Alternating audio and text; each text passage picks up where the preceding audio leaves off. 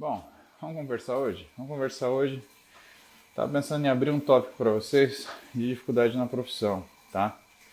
Aproveitando o gancho da live que a gente fez ontem, eu, Belmiro, Thiago e Pietro, tá lá no, no Instagram do Belmiro e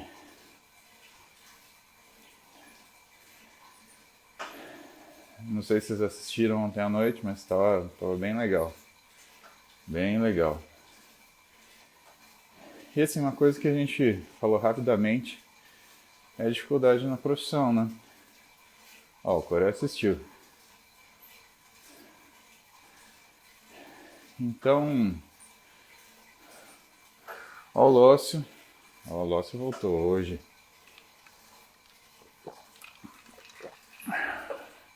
Ainda tô sentindo falta da Mayra, tô sentindo falta da Neta, tô sentindo falta, quem mais? A Mayra tá aqui, presente.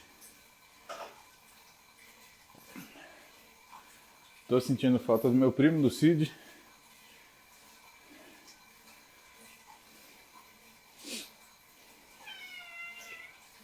Que foi, filha? Você quer sair, né? Pronto.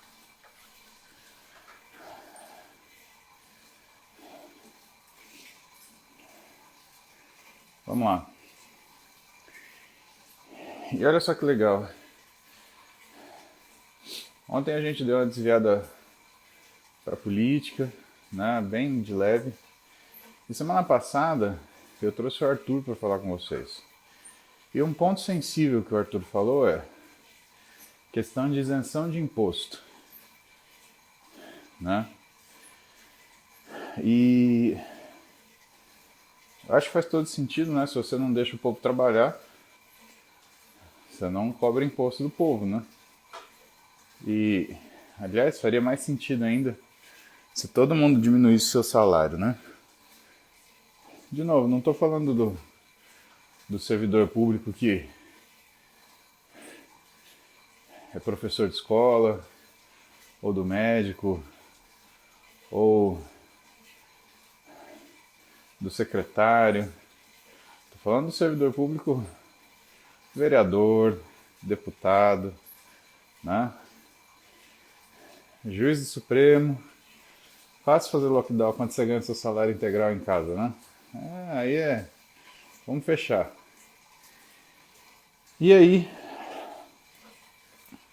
tem um amigo meu, que é o Fabiano Cabral do Espírito Santo, que ele vai falar para vocês um pouquinho sobre isenção de imposto. Eu acho que é legal que vocês tenham essa noção também. Eu aprendo, vocês aprendem e a gente segue junto aí. Então, deixa eu dar uma olhadinha o que a gente tem de pergunta aqui antes da gente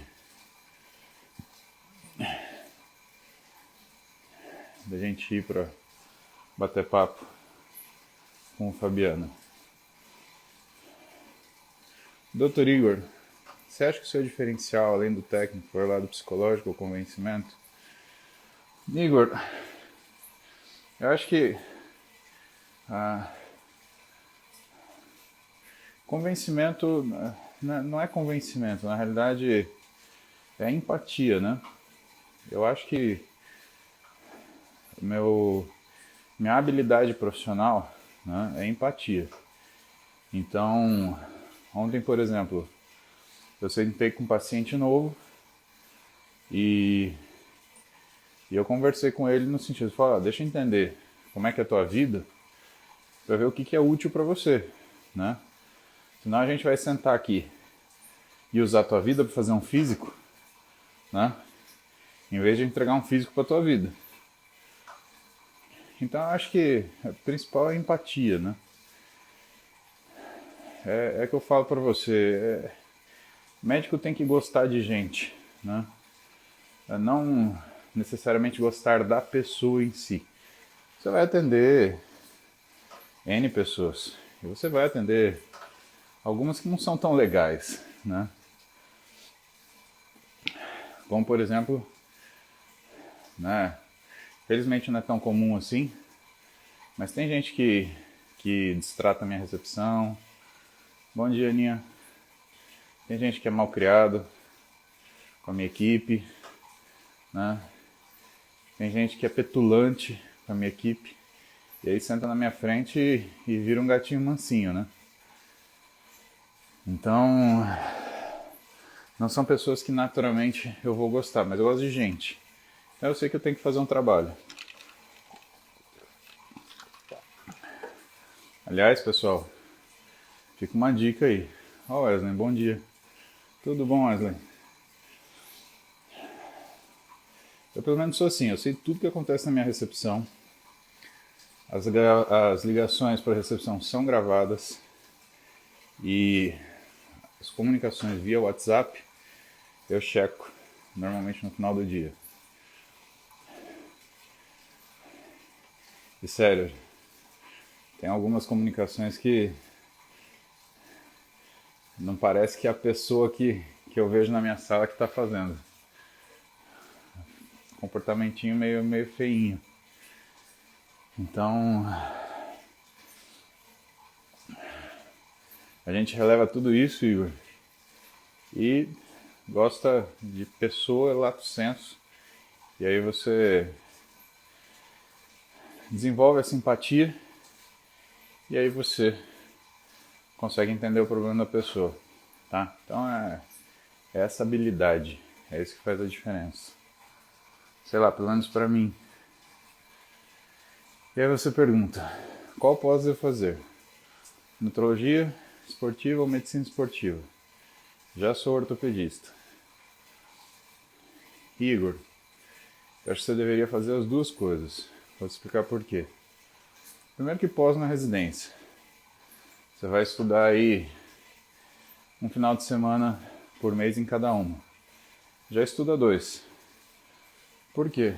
Porque essa parte de acompanhamento esportivo é uma área de aglomeração entre medicina esportiva e nutrologistas, né? E na nutrologia esportiva, eu te falo que eu fiz nutrologia esportiva, você não vai ter a parte de enteral e parenteral, você não vai ter um monte de coisa, você vai ter pontual esportiva, né? Isso vai te ajudar na medicina esportiva. Então, são temas que se complementam e que eu faria os dois ao mesmo tempo. Aí você se organiza, primeiro final de semana do mês, terceiro final de semana do mês, e manda bala. Se você gosta dessa área, né? E não se esquece. Ô, Lena, bom dia. Muito obrigado. Muito obrigado mesmo. Leninha, trazendo um cafezinho.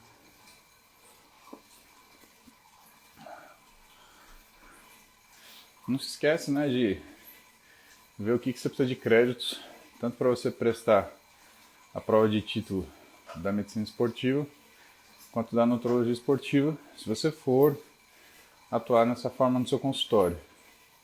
O pessoal não tem dado muito valor, os médicos, né? Não tem dado muito valor para título hoje em dia. Mas, cara, isso é importante, bicho. Isso é importante primeiro para você dizer que você é especialista nisso, né? Então, para falar para vocês que eu sou ortopedista e médico do esporte, né, eu tenho uma coisa chamada RQE. Você consegue através ou de uma residência reconhecida pelo MEC ou por você prestar uma prova de título, né? E é legal, eu acho que é uma coisa que a gente precisa fazer, sabe? Por mais que você seja um cara que procura novas tecnologias, seja extremamente atualizado, que tente trabalhar com as coisas mais novas, né, que aparecem aí, você tem que ser conservador na sua forma de levar a medicina, tá? Então, medicina é uma matéria conservadora. Eu acho ruim quando o médico fica inventando título para si. Ah, eu faço isso, aquilo. Qual que é a tua especialidade? Então a gente tem que ser bem sério sobre isso, porque significa que você, né, se submeteu a um período de estudo, né, exclusivo, né, no caso uma residência, ou então que você tem experiência suficiente para prestar uma prova de título e tem capacidade suficiente para passar nela, tá?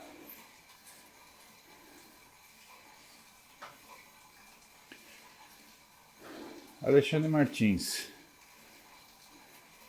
Puta, é isso mesmo, Salih. Eu já vi gente assim, especialista em hormonologia e longevidade. Eu perguntei para a pessoa, falei, desculpa, que especialidade é essa?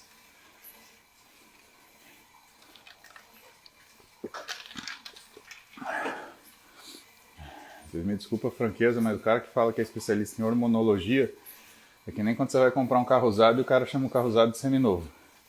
Não, esse carro é seminovo. Eu falei, então é usado. Não, tem uma diferença. Eu falei, qual? Né? Qual? Não, esse carro tem 40 mil quilômetros. Não, é seminovo. Olha, eu vou te falar, viu? Eu conheço um cara que trabalha com carro, que é um cara decente, que é o Gerson Batina. Esse cara é decente. Tirando o Gerson, meu, é tudo essa putaria. Então, carro check, né? Pois é, Leté, só artista. Bora mudar o rumo dessa prosa. Porque a pessoa falsa, Alexandre, eu não lido. Eu prefiro não lidar. Eu não deixo entrar na minha equipe. Se entrou na minha equipe por um acaso, eu tiro. E assim, o paciente, né? Você não precisa. Isso é um grande erro, né? Você não precisa ser íntimo dele para você ter empatia por ele. Mas são duas coisas diferentes. Até porque às vezes, se você for íntimo dele, você não consegue ajudar. Aí fica aquele paciente ou aquele médico que é seu amigão, né? E o problema é que quando você passa a ser o amigão do paciente, você deixa de ser o médico porque você começa a querer fazer o que ele quer para continuar sendo amigão. E volta e meia, né? Eu tenho um paciente que me exige mais, lógico que tem. E eu acomodo essas exigências à medida que são coisas razoáveis, né? Mas eu falo bastante não, viu, galera? E um não meu é azedinho de ouvir. Sobre o aplicativo, Anderson. Então, a gente ainda vai desenvolver esse aplicativo, né? A gente está vendo uma coisa que seja essencialmente prática, né? Pra galera realmente não ser aquele aplicativo de alegoria, né? Ah, tem um aplicativo, né? Ou então um aplicativo que seja só para ganhar dinheiro. Ganhar dinheiro é bom, mas é bom quando você transforma aquilo em alguma coisa, na verdade, né? A gente tem um aplicativo, se você for na Apple Store, tem lá o Clínica Muse, mas é um aplicativo que é para quem é paciente da clínica. Então, quando o paciente faz o login, os dados pessoais dele, ele tem acesso a todo o material dele. Então, todas as dietas, todos os treinos, as avaliações físicas, né? Então, é bem legal o aplicativo. Bom dia! Aí, Luiz Maísa, serviu. Hoje eu literalmente Estou fazendo a live fardado. Serviu como uma luva. Muito obrigado. Muito me honra. Então o aplicativo é isso. Bom dia, Habib.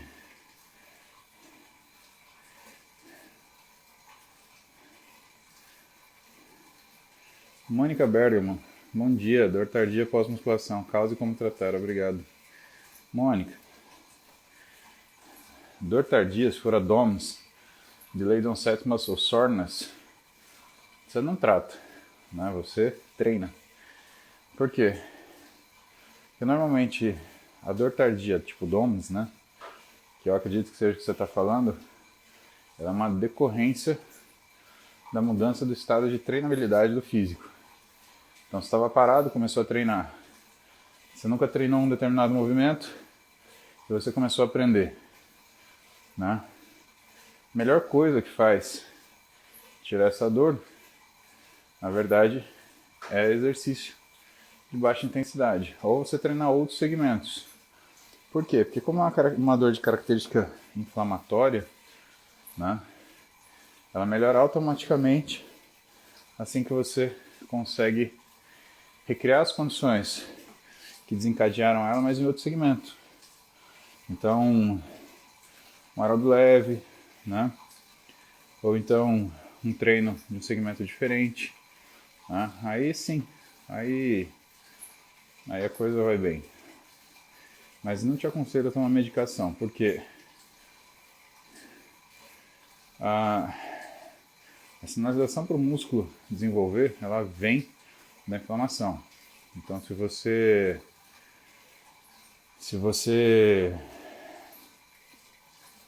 tira essa sinalização, você tira boa parte do que deveria ser aquela resposta inflamatória que modifica o exercício, né?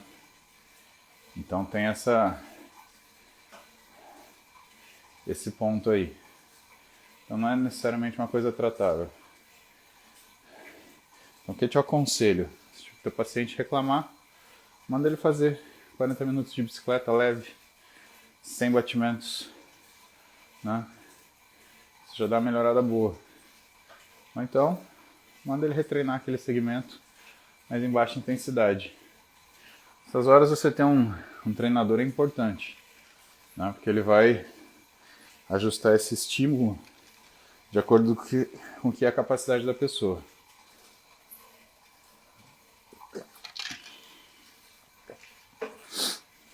Combinado?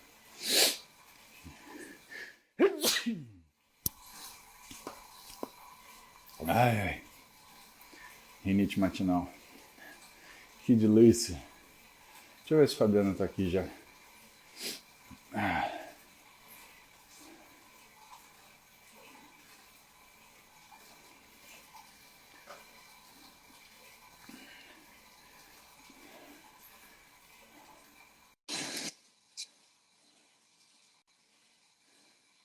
Mandei o convite pro Fabiano, vamos ver se ele tá aí. Obrigado, obrigado. Patrício. Trabalha com o que, Patrício?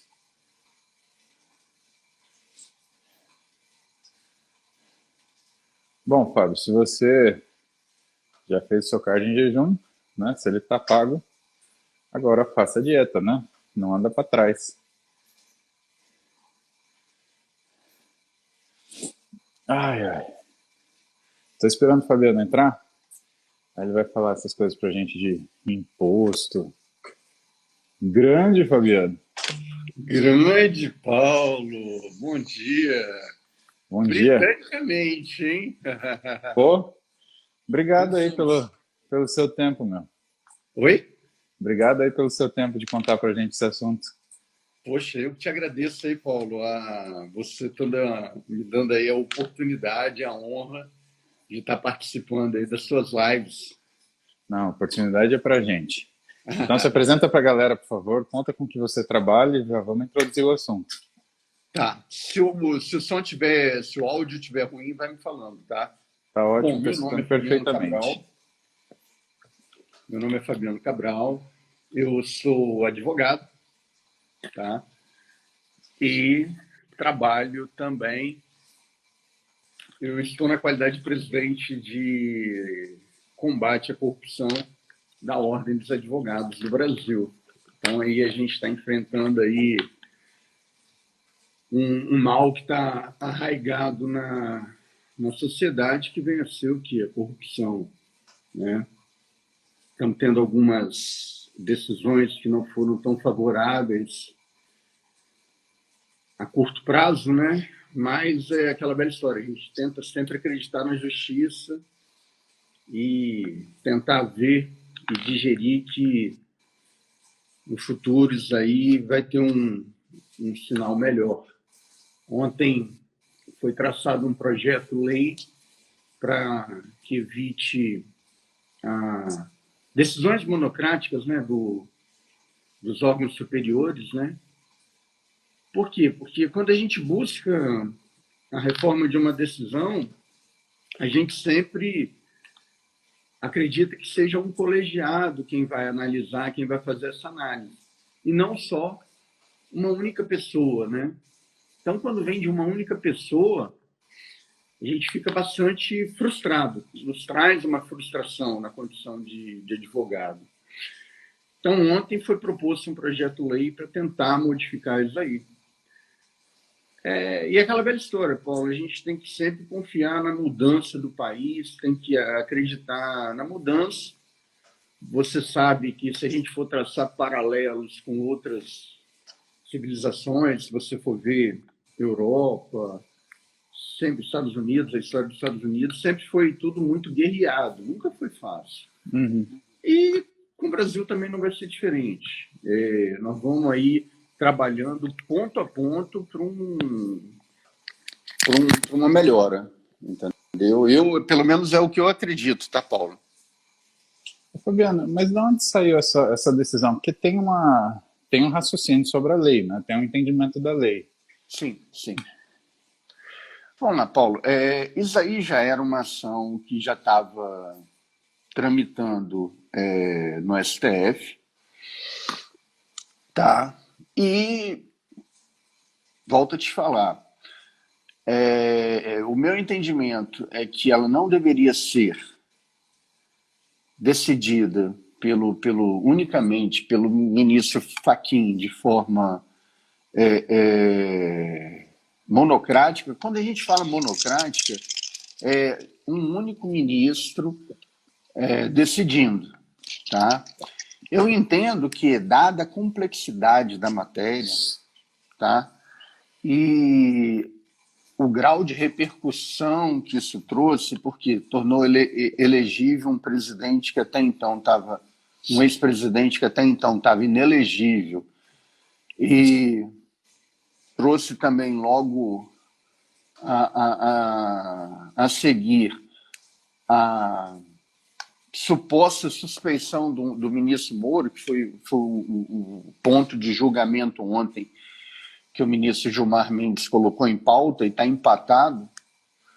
Está empatado? Está empatado, está 2-2. Eles julgaram na segunda turma do Supremo, o ministro Gilmar Mendes e o ministro Lewandowski julgaram que o Moro foi suspeito, ou seja, ele foi tendencioso, assim, falando na palavra certa. A ministra Carmen Lúcia e o Fachin, eles já tinham votado em dezembro, então eles entenderam que não havia suspeição, não foi tendencioso. E o Cássio Nunes, o novo ministro, né, ele pediu vista do processo para votar melhor, ou seja, ele vai ser o voto de desempate. Mas tanto o ministro Fachin quanto a ministra Carmen Lúcia, eles podem modificar o voto. A verdade é que hoje está empatado, entendeu? Então, essa decisão, o que acontece? Voltando à questão do ministro Fachin, eu entendo, o Paulo, que ele deveria ter levado isso aí para um colegiado. É uma decisão assim, de grande repercussão, que muda a história do país. Eu não quero saber se o Moro no passado, se ele foi ou não suspeito. Aí tem um processo para averiguar isso daí que está empatado. Agora, ele decidir de uma forma monocrática, que seria de um único julgador, é ruim, porque traz até mesmo uma insegurança jurídica do país. Se você tem 11 julgadores, vão dividir a responsabilidade entre os 11, né? Entendi. E não numa decisão liminar e monocrática. E que veio meio que do nada, entendeu? E é verdade que isso abre precedente, que talvez tenha que devolver o dinheiro que foi confiscado aí na Operação Lava Jato? Pode. Aí é que vem milhares de precedentes. Por quê? Você torna nulo todos os atos, né? Puta que pariu. Aí o processo ele está voltando, assim, em tese ele volta a estaca zero, porque a decisão do ministro Fachin, ele tornou incompetente o juízo de Curitiba para ter julgado a operação. Então, e tornou competente o juízo de Brasília, tá? O Tribunal Regional da Primeira Região de Brasília, que pega Brasília, São Paulo, como competente para julgar a operação. Então, todos os atos, eles são dados como nulo, tá? Então, o modo correto seria anula tudo e começa tudo novamente. É por isso que ontem até escrevi um artigo falando na possível prescrição dos supostos crimes, porque o Lula hoje ele está com mais de 70 anos e qualquer tipo de punibilidade é reduzida pela metade. Então, se houver condenação, ela é reduzida. Rapaz, a promoção pode ser até que... disso. É por isso que eu estou te falando. Foi uma segunda e terça-feira meio que... E olha que eu ainda não terminei, eu não terminei de ler o voto do ministro Fachin, não terminei assim de estudar, porque foram 48 laudas. Aí ontem já veio o julgamento do Gilmar, né, sobre o Moro, Gilmar Mendes, sobre o Moro. E estamos aí nessa questão, estamos aí na questão do lockdown, né? Que boa parte do país está em lockdown. Que eu não sei se é a melhor opção, entendeu, Paulo? Talvez você, como médico, possa dizer isso daí.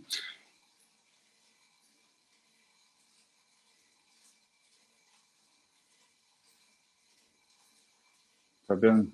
Pronto, agora eu só vejo que tipo assim, o lockdown hoje, tá? Aí eu começo a falar como cidadão e não mais como advogado. O lockdown hoje, no começo, nós tínhamos aquela questão do medo de transmissão, de não saber tratar, entendeu?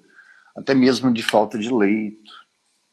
Só que hoje a medicina ela evoluiu bastante nesse curto período de tempo de um ano com relação ao tratamento da Covid. Aprendeu-se a cuidar da Covid, né? E não só isso. Tem hospitais de campanha que foram construídos e desativados, tal. Fazer um lockdown hoje, Paulo, eu não sei se é o mais viável, porque o lockdown ou restrição, o que acontece? Você acaba num lugar onde que 8 horas iriam frequentar 100 pessoas, iriam passar 100 pessoas, você fazendo uma restrição de horário para 4 horas, vai essas passar 100 pessoas 500. vão lá. Vai passar e vai aglomerar ainda mais. Entendeu? Só que aí, Paulo, falando como cidadão, e foi um artigo que eu escrevi também, eu vejo o seguinte, eu na condição de pagador de imposto, o lockdown ou a restrição, ele me gera um ônus muito grande, porque eu deixo de receber, ou muitas vezes o tributo ele me é aumentado, me foi onerado. Pois Né? é, Eu o tive meu um imposto aqui em aumento. São Paulo aumentou 18% para profissional de saúde. Então, Pensa. aí o que acontece? Eu deixo de receber porque eu estou fechado, né? Mas o meu IPTU eu vou estar pagando, entendeu? O meu IPVA eu vou estar pagando. Aí é que surge aquela máxima, né? Poxa, como é que eu vou estar pagando por algo que eu não vou estar usufruindo? Ah, são Uhum. 10 dias. Espera aí, mas se são 10 dias de lockdown ou 15 dias de lockdown, a gente está falando de direito, poxa. Eu teria direito a não pagar esse valor.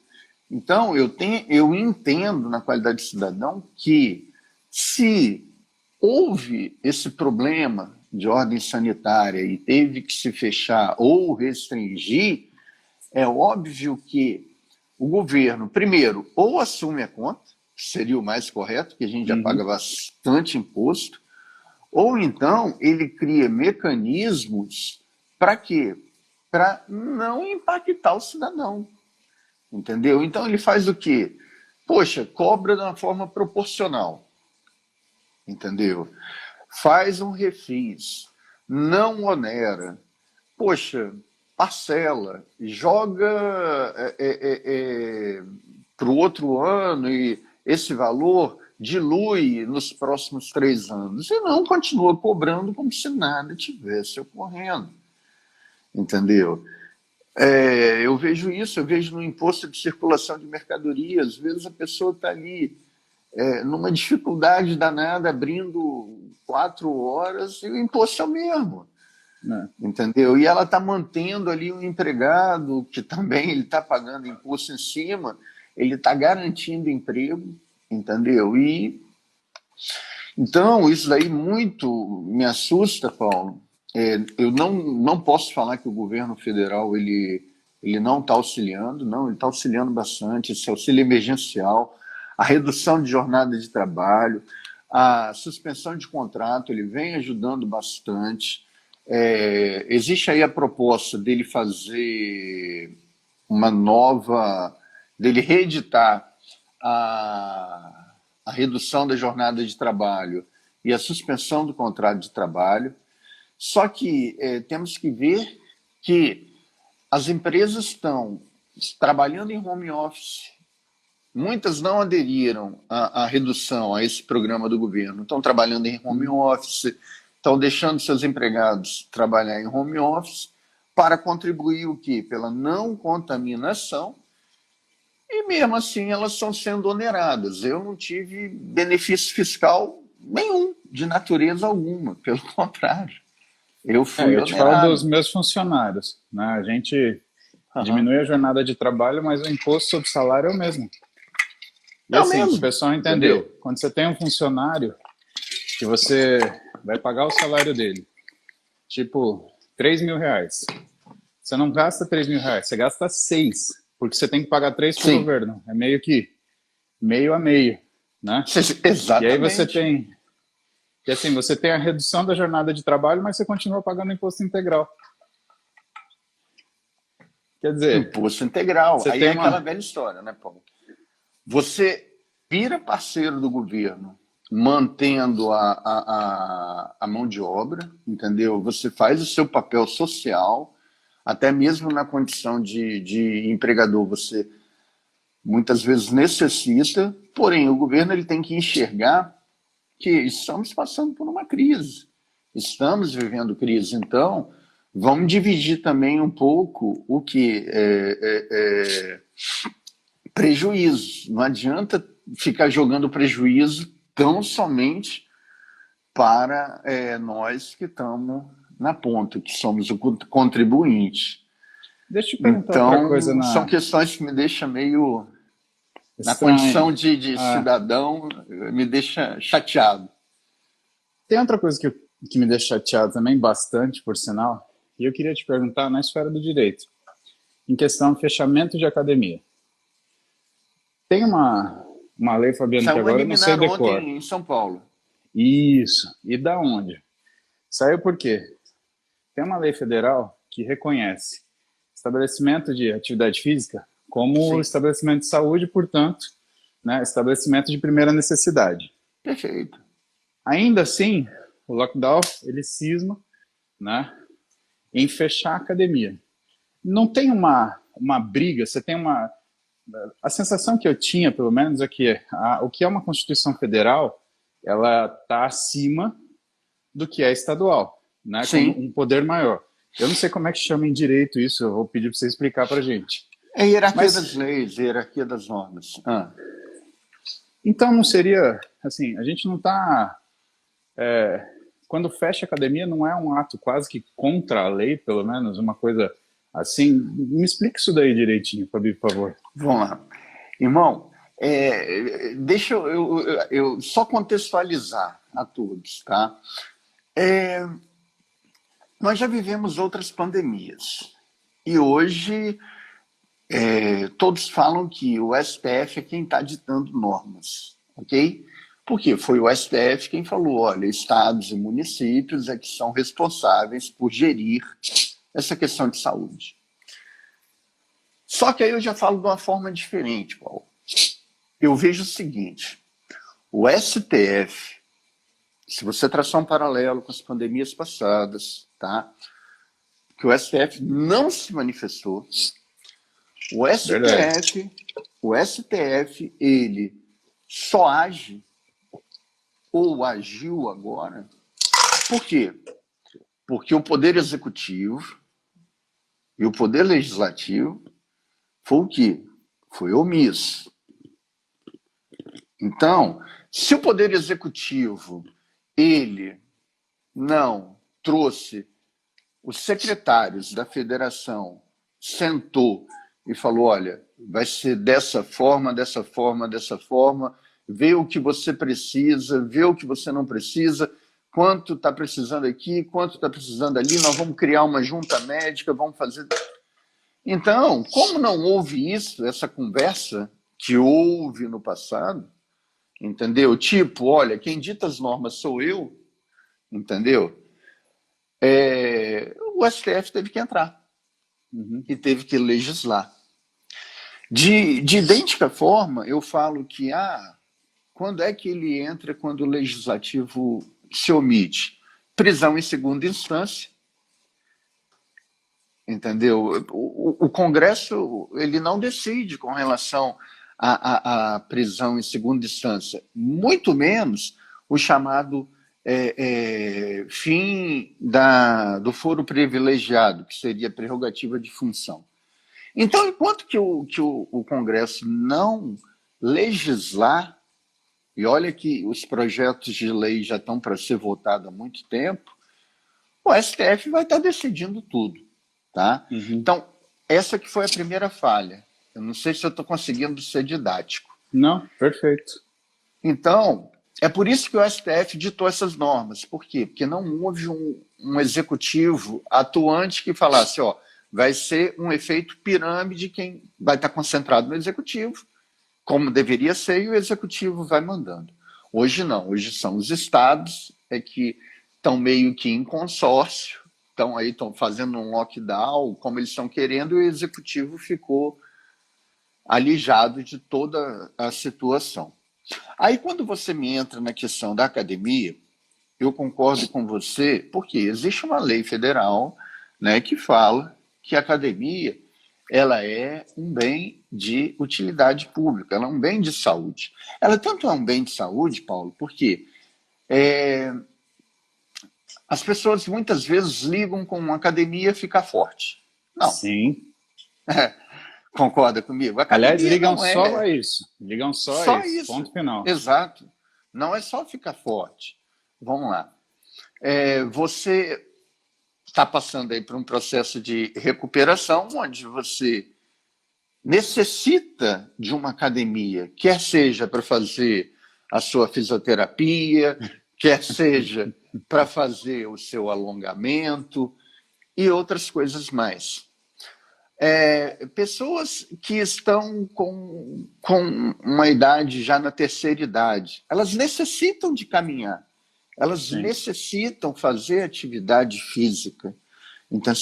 Entendeu? Pessoas com excesso de peso, com sobrepeso. Você me acompanhou, você me viu no meio da pandemia, pô, eu estava com minhas taxas lá em cima. Pô, se eu não Sim. tivesse feito um trabalho com você e com o Renato, olha como é que eu estaria, entendeu? Será que eu estaria aqui hoje? Não sei, porque minhas taxas estavam horríveis. Então, Ah, que a horror. academia, ela... Que horror Pô, pensar assim, a tá louco. academia... Não, mas vamos ser realistas, vamos ser realistas. A academia, ela não é um lugar de ficar forte, ela é um lugar de manutenção de saúde, entendeu? É onde a pessoa vai para quê? Para cuidar da saúde. É por isso que eu vejo o seguinte: há a necessidade da manutenção da academia em aberta e ela ser considerada como atividade essencial. Prova disso foi a liminar proferida ontem pelo Tribunal Regional de São Paulo. Tá? Então, Uhum. é lógico, Paulo, que a gente tem que analisar o seguinte: vamos abrir, mas vamos abrir com responsabilidade. Como está sendo aberta em São Paulo, você tem um lockdown, mas está sendo aberta a escola, entendeu? Uhum. Então, tem que ter essa responsabilidade de espaçamento, de você saber efetivamente limpar o equipamento depois, equipamento antes, está passando álcool gel, utilizando Uhum. máscara, ou seja, estando tudo de acordo com as normas sanitárias. Mas eu entendo plenamente que a academia ela deve ser enquadrada como atividade essencial. Você fechar a academia, pessoas que têm assim aquele estresse, entendeu? Ou depressão, você sabe que a academia acaba sendo um remédio. Se eu estiver errado, me Uhum. corrige, por Não, tá favor. perfeito. Conversei com o Wesley outro dia esse assunto aqui. Quinta-feira a gente vai conversar sobre isso de novo. Então, Então, são questões que o Estado, né, o governante, ele tem que começar a pensar, porque eles falam em isolamento social e veem como um confinamento, mas a gente não pode viver um confinamento porque daqui a pouco o governo vai estar com sério problema e tendo que tratar a saúde psíquica e corporal do ser humano, entendeu? Porque quantas pessoas não engordaram e não prejudicaram suas taxas durante essa pandemia? Quantas pessoas não desenvolveram algum problema psicológico durante essa pandemia? o que Então, piora o risco da forma grave da doença, né, Fabiano? Que é o problema. exatamente, porque você baixa ainda mais a imunidade, concorda? Se eu estiver errado, essa questão de Não, baixar a perfeito. imunidade me fala. Então, eu vejo o seguinte, sabe, Paulo? Isso aí tem que ser revisto com muito cuidado. E é perigoso hoje, quando eu vejo essa questão de se falar dessa forma, porque o ano que vem é eleição, entendeu? Então, você tem que separar realmente aquilo que é o ponto nevrálgico e que vai resolver realmente a situação de que está com comprovação científica daquilo que é meramente fim eleitoreiro. Então, você tem que saber separar muito bem as coisas. Agora, qual seria o próximo passo? Então, saiu essa liminar, né? Uhum. A academia abre hoje, não abre? Como que funciona? Como é que é o Tá, desenrolar das coisas, Fabi? vamos lá, Paulo. A ordem natural seria publicada a decisão, acredito eu que essa decisão já tenha sido publicada, e o governo de São Paulo, no caso, né, a Uhum. liminar foi dada a São Paulo, o governo de São Paulo ele é imediatamente intimado do teor da liminar e as academias passam a abrir. Eu não sei como é que está o funcionamento, deve ter sido cumprido em plantão, tá? Plantão judicial, que é uma medida Uhum. urgente. Então, vamos dizer, o juiz estipula que no prazo de X horas, 48 horas ou 24 horas, é para ser cumprida. Eu não li a decisão ainda. Então, dentro desse espaço de tempo é que as academias começam a ser abertas, tá? E sobre a jornada de trabalho? Porque, assim, faria sentido a gente ter uma academia que, nesse caso, ela ficasse aberta 24 horas, né? Não é nem Sim. restrição de horário. Aonde que Aham. fica a... Isso é um ponto, isso é uma área cinza, por exemplo, né? Cabe à Aham. academia falar, não, vou ficar aberto o horário normal, porque aí eu não aglomero dentro dos meus horários. Exato. Aí, com relação ao funcionamento, a partir do momento que você libera o funcionamento da academia, acredito eu que esse funcionamento ele vai vir com uma restrição. Qual restrição, Paulo? Você só pode funcionar com 30% da sua capacidade. Uhum. Então, a academia ela vai ter que se organizar para onde que cabia 130, colocar, 40. vamos dizer, para você ter uma margem de segurança boa. Uhum. Então, ela teria que fazer um agendamento, tá? Estou falando sem ler a decisão, Uhum. para que a partir daí as pessoas possam escolher os horários para fazer o treinamento. É lógico que você sabe que dessa totalidade nem todo mundo vai à academia, porque tem muita gente que ainda é bem conservador e prefere cumprir o período de lockdown, né? O período de não convívio, de isolamento social. Uhum. Mas isso é uma opção individual também, né, Fabiana? A gente Opção individual de cada um. Então, o que eu acho bacana é isso aí, Paulo. Você falou, você complementou tudo, tá? Então, o Poder Judiciário, ele veio informar, não, ele veio determinar a abertura das academias, ele veio a referendar a qualidade de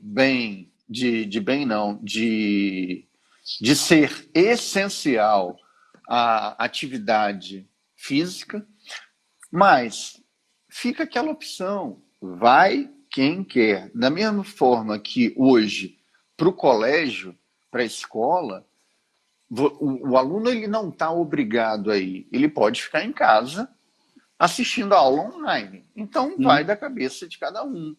Então, você tem essa liberdade. Agora, você tem a faculdade de escolher o que é melhor para você.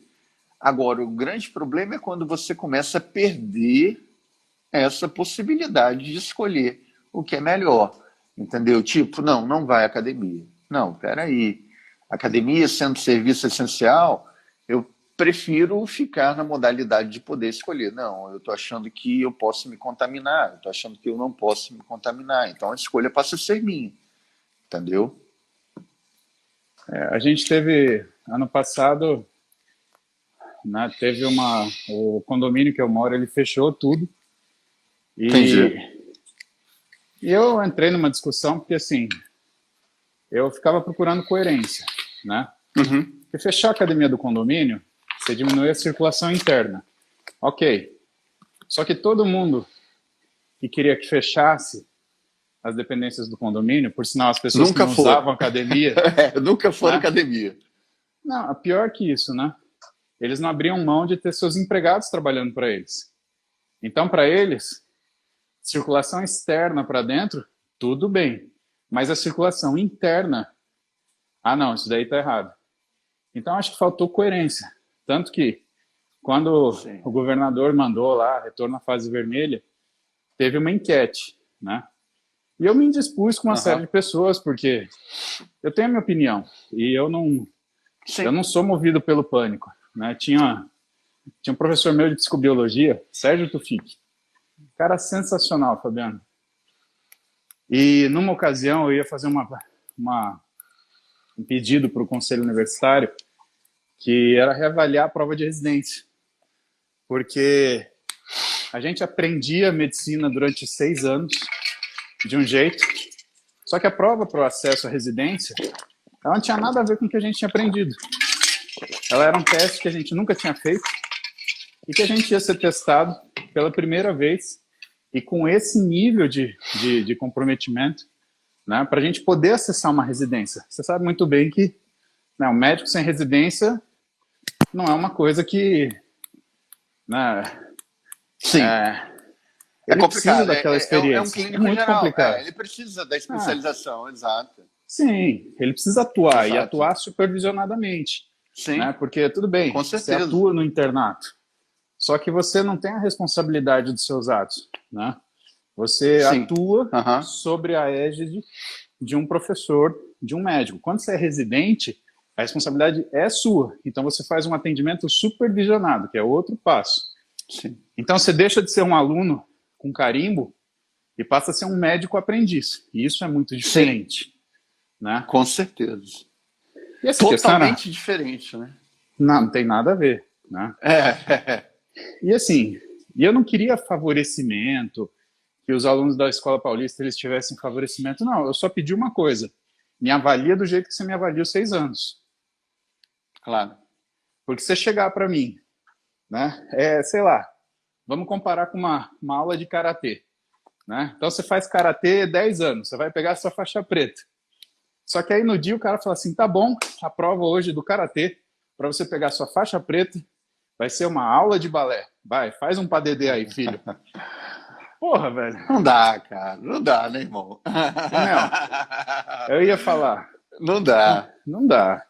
Não Aí eu dá, ia não dá. falar com representante de docente, representante de Sim. funcionário, né? Aham. E na Escola Paulista, Escola Federal, cara, funcionário é super politizado. Então, para eles é sempre uma guerra política. Não tem nada a ver com política, né? E foi até um problema, porque você tem uma casta de pessoas que problematiza tudo. E aí um sujeito levantou: você é mais um garoto riquinho querendo favorecimento para sua vidinha fácil. Aí eu falei assim: Pô, eu vou lembrar disso quando você quiser passar na frente a sua família, no ambulatório lá da especialidade, viu, e colega? mal sabe o quanto a gente rala, né, Paulo? E continua Porra, ralando. sabe? A gente faz tudo com muita, Porra, muita dificuldade. prestatividade para as pessoas, com uma puta dificuldade. Aí o cara me vem com essa. E eu tava nervoso pra caralho. E o Sérgio Tufik me falou uma coisa que eu marquei pra vida, Fabiano. Ele falou assim: ô Paulinho, que ele tem um vozeirão, parece um ogro da floresta falando. Ele parece o Shrek, cara. Quem estuda na Escola Paulista vai reconhecer ele só de falar isso. Quase. E ele é um doce. Estilo Júlio. Estilo Júlio. E ele é um doce de pessoa. Um doce. E aí, Fabiano, ele virou pra mim e falou: ô Paulinho, se você tem um problema e tá preocupado, você tem 2 problemas. Eu falei: puta que pariu, é verdade.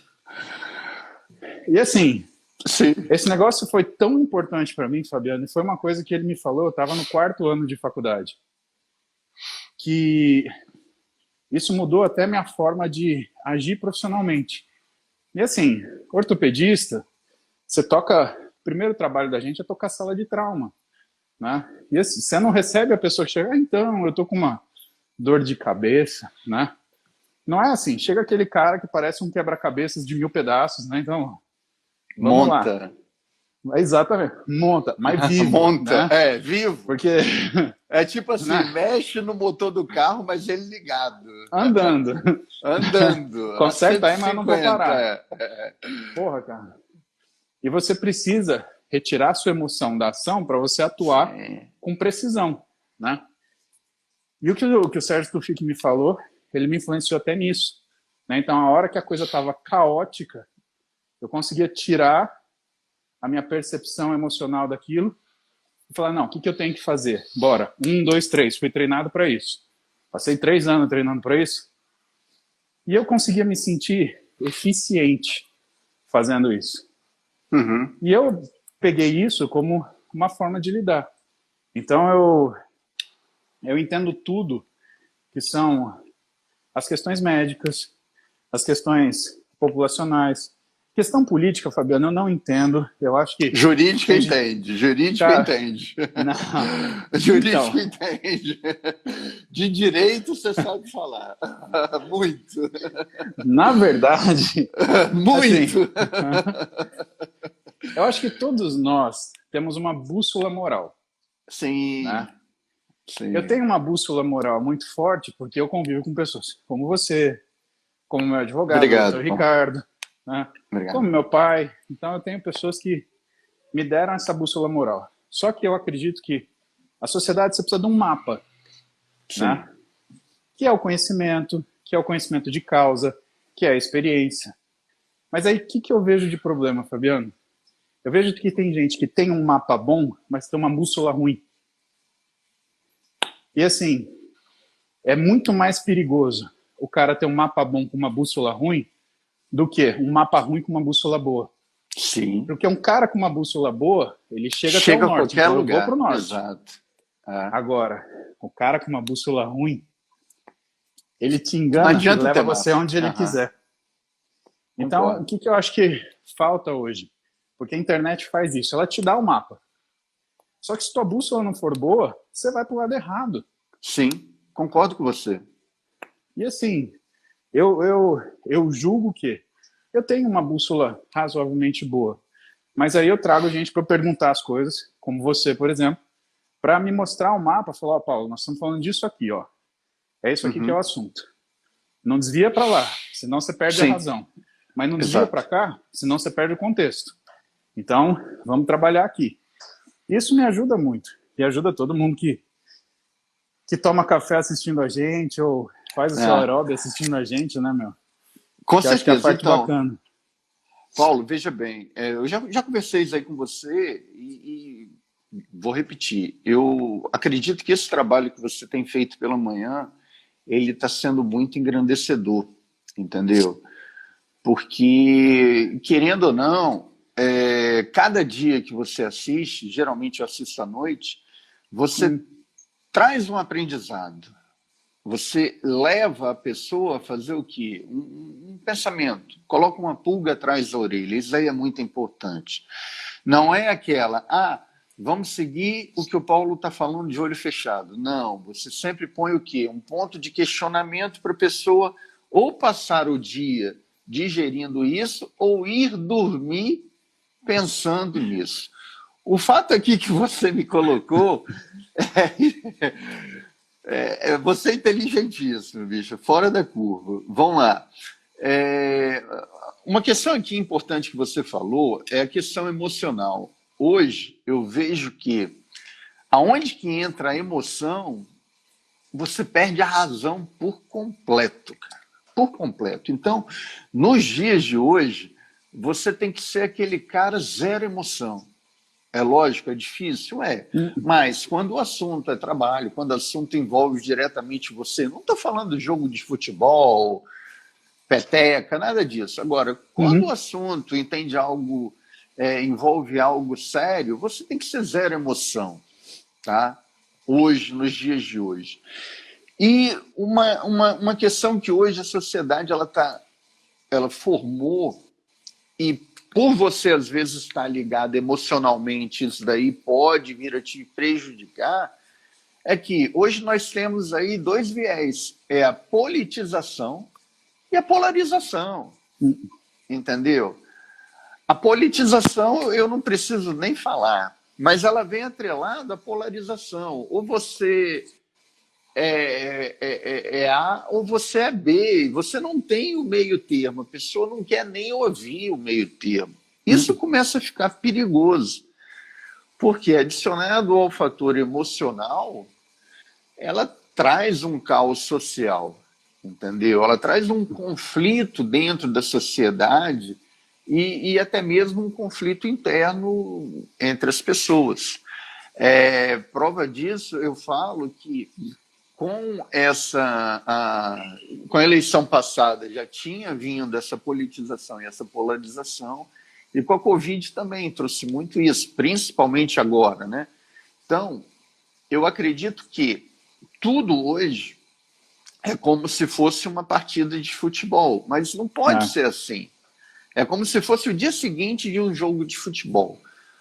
Quem ganhou já vai zoar e quem perdeu vai ter que vai ser revidar de alguma zoado. forma. Só que você não pode, tipo assim, deixar o emocional entrar, entendeu, Paulo? Você tem que parar, centrar, como você tinha falado. olhar seu mapa, olhar sua bússola e falar, peraí, cara, se o cara vem com um argumento correto, por que eu não posso ser humilde o bastante e falar, peraí, realmente no governo passado souberam administrar melhor. Então você tem um ponto positivo. Agora você tem um ponto negativo. Olha a quantidade de processos que está sendo respondido. Se houve anulação ou não, mas respondeu o processo, entendeu? O que houve aí foi o quê? Foi uma decisão jurídica, uma decisão técnica, mas ninguém falou que não cometeu. Foi uma decisão técnica, falando que o foro competente, que o lugar de competência era... Ninguém está falando que ele é inocente, né? Ninguém está falando que é inocente. Falou que o processo deveria ter sido julgado no Brasil. Em outro lugar. Em outro lugar. Então, falta um pouco essa bússola, entendeu? Porque eu já vejo aí pessoas falando, preso político e tal. Não, calma, gente, calma. Vamos com calma, porque a música não é essa, entendeu? É verdade. A banda não é essa. É tango, não é samba, entendeu? Exatamente. Então, vamos ouvir direitinho a música, vamos ter cuidado na hora de ouvir a música e até mesmo dançar, porque daqui a pouco a gente está aí dançando um tango quando a música é um samba. Então fica horrível, né? Fica bem feio. Pois é. E no final das contas a gente tenta deixar menos feio, né, Fabi? Sim, porque é ruim, né, Paulo? Eu acho que... A gente não é perfeito, mas também não precisa ser completamente errado, né, meu? Errado, né? Pô, não dá. Pelo amor de Deus. Não é possível que não... Não é possível que não vai dar certo esse país uma hora, né, Paulo? Porra, pelo amor de Deus, Fabiano. A gente se esforça tanto, né, meu? Paulo, a gente vai dormir tarde, a gente acorda cedo, a gente rala, a gente trabalha. Ontem eu vi você fazendo aquela live à noite. Boa parte do que a gente faz, do que a gente produz de conteúdo, cara, não é conteúdo. O conteúdo que você produz, o conteúdo que eu produzo, dificilmente não é com o intuito de tornar cifrão para a gente. Não. É o intuito de quê? De você levar uma mensagem um pouco melhor para o cidadão. É o que eu sempre falo, Paulo. Eu tento trabalhar naquela metáfora. Eu quero ser aquele beija-flor na floresta, entendeu? Eu quero carregar no meu bico uma gotinha de água para apagar um incêndio. Cara, se o elefante não está fazendo a parte dele, é problema dele. Mas eu estou querendo fazer a minha, entendeu? Eu estou fazendo a minha. Então, se todos trabalharem dessa forma, tirarem um pouco do tempo para falar, vamos tirar um pouco o emocional, vamos pegar um pouco a nossa bússola e trabalhar com a nossa bússola de consciência. Não vamos politizar, não vamos polarizar, nós vamos construir um Brasil melhor, pô, entendeu? Porque, se você for ver a história das grandes nações, todas elas passaram por dificuldades. E tudo foi suado, a gente não vai ser teve... diferente. Tudo foi suado. Cara, conclui. E tipo assim, você como esportista e como profissional, você sabe que não existe vitória sem esforço, cara. Sem sangue, suor e lágrima, Paulo. Verdade. Tem, cara. E alguma merda também, viu? Porque a gente também. Tem que engolir umas, viu, meu? Tem. E tem que comprar umas brigas também, entendeu? Tem. Porque também a gente não pode ficar quieto perante tudo. A gente tem que se posicionar também. Sim. Então, não pensa que a coisa vai cair do céu pronta sem ter um pouquinho de sangue, suor e lágrima, cara. E merda. E merda, porque sempre tem merda, viu? E o que eu costumo falar, eu falo para meus alunos, né, de pós-graduação, eu falo, escuta, deixa eu falar uma coisa para vocês. O problema não é você fazer isso ou aquilo, é a ausência do seu posicionamento. Porque se você for ver o inferno não está cheio de quem fez coisa errada. Ele está mais cheio de quem viu coisa errada e não falou nada. E não falou nada, dos omissos. Isso é ruim. Não, deixa eu esperar uma oportunidade aqui para eu me dar bem. Cara, exatamente. Se você não agir rápido, não tem sobre o que você vai se dar bem, você vai se dar mal. Essa é a conversa. Sim. Né? Ou então você fica naquela condição de vendido em cima do muro, né? Exato. Que é a omissão. O que eu falo pro pessoal, eu falo assim, tudo bem, você não é um cara altruísta, você não quer fazer uma coisa que seja boa só pro outro, então faz uma coisa que seja boa pro você e pro outro. Mas não precisa fazer uma coisa que é ruim pro outro de graça. E o que eu vejo hoje é que às vezes no afã do sujeito querer tomar alguma decisão para falar que ele está fazendo alguma coisa, ele faz uma coisa ruim, de graça. Sim. Uma repercussão terrível, seja ela de saúde, seja ela econômica.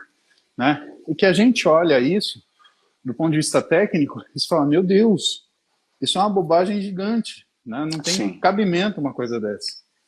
E você percebe que a pessoa ela tomou aquela decisão com consciência nenhuma. Aliás, sem uma aparelhagem técnica para dar suporte e sem contraditório, né? Então ela procura só quem concorda com ela para suportar a opinião. E aí é um perigo. Se você não procurar o contraditório, que é outra coisa que eu falo, pessoal, né? Você vai fazer uma aula, legal. Você não está ali para provar nada. Você está ali para ver uma exposição sobre um determinado assunto. Então, se sua aula ela suporta a sua opinião, parabéns, você é capaz. Mas se a sua aula comporta o contraditório, você está excelente. É aí que você está na excelência. Porque você reconhece que existem outras alternativas, reconhece que existem riscos para aquilo que está acontecendo e que tem situações onde o que você gostaria de fazer, ele vai piorar em vez de melhorar a situação. Sim. Pegando esse gancho, Paulo, o que eu faço no meu escritório? Eu sempre falo que eu quero ser sempre voto vencido no escritório. Tá? Mesmo o escritório sendo meu. Então, eu reúno todos, advogados do escritório e pessoas que trabalham lá. E coloco sempre em votação. Olha, eu quero tomar tal decisão. Agora, eu gostaria que vocês fizessem o trabalho contrário. Me fala onde que pode dar errado e me fala se essa decisão é mais acertada. A gente tem que ter, às vezes, humildade para ouvir, aceitar a crítica e para sair mais forte. Por quê? Se todos referendarem, é porque realmente eu vou ter sustentabilidade, como você falou. Agora, se começarem a levantar teses, aí eu coloco, bom, então a tese está essa, vamos digerir essa tese que me foi colocada por X pessoa.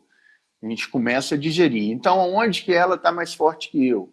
Começa a fazer esse trabalho. Então, desconstrói a minha proposta e você constrói a tese que foi colocada em reunião. Isso é importantíssimo. E, tipo assim, não estou aqui falando, eu sou humilde, sou aquele monge. Não. Uhum.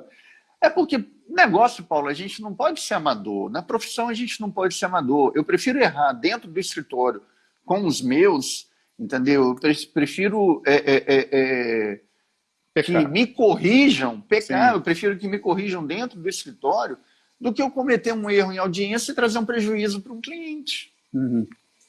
Entendeu? Então, eu vejo dessa forma. Tem que calçar aí a sandália da humildade, parafraseando Gilmar Mendes ontem, o ministro Gilmar Mendes que usou essa frase, e tem que ser ouvido, entendeu?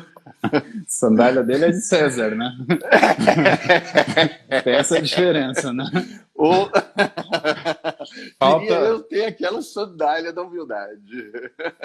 Falta o escravo andando atrás falando memento mortis. Né? Faltou. Lembre-se que tu é mortal. Faltou. Né? A gente acaba. Qual é o nosso legado? Exatamente, né? Com certeza. É dessa forma. Ô, Fabi, obrigado por doar seu café da manhã pra gente espaço. Aqui. Que é isso? Agradeço aí a todos que compareceram aí para compartilhar esse momento com a gente e obrigado aí mais uma vez, Paulo, pela confiança, pela amizade, pelo carinho, pela atenção.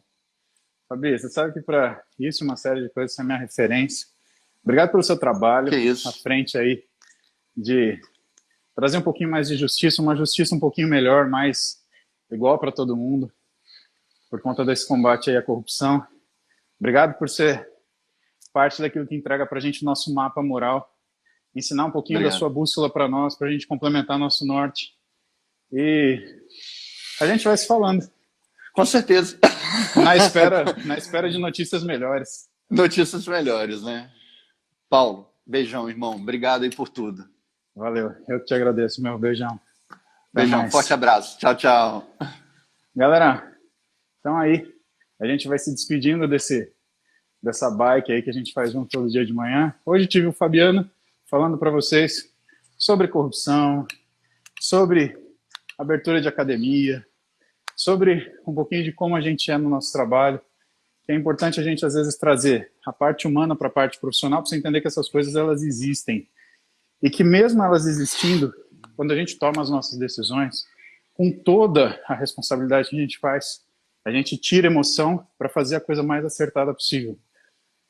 Se vocês olharem isso, vocês vão parar um segundinho para ter um segundo pensamento sobre o que acontece ao redor de vocês, na vida de vocês, quanto que as atitudes que vocês tomam interferem na vida dos outros, né? Porque a gente tem que lembrar disso, né? A liberdade é válida até ela invadir o espaço do outro. E é por isso que a gente brinca e fala, não confunda liberdade com libertinagem. Né? Não confunda direito de opinião com direito de ofensa. Não confunda liberdade de expressão com liberdade de fofoca. Né? Essas coisas, elas são diferentes.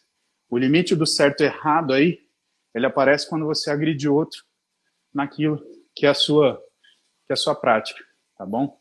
Fabi, mais uma vez, obrigado. Beijão no coração. Paulo. Beijo. Ótimo dia para você. Igual, galera, tudo de bom. Fique com Deus. Tchau, tchau. Amém. Galera, beijão. A gente se vê mais tarde. Se cuidem. Juízo. E amanhã não tem calendário, né? A gente se vê.